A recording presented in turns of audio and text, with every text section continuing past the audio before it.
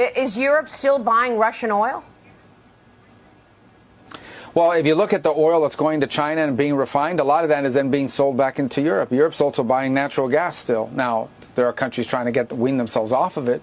But there's more Europe can do with regards to their own sanctions. If they always talk about sanctions, and they've got a sanctions package coming out as well. But an additional sanctions package supposedly coming out soon.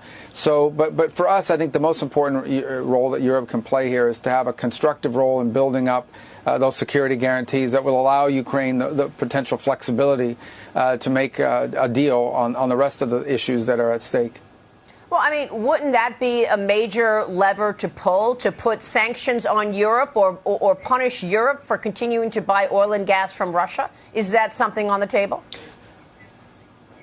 Well, I don't know about on Europe directly, obviously, but certainly there are implications to secondary sanctions. If you put secondary sanctions on a country, let's say you were to go after the oil sales of Russian oil to China. Well, if China just refines that oil is then sold into the global marketplace, and anyone who's buying that oil would be paying more for it, or if it doesn't exist, would have to find an alternative source for it.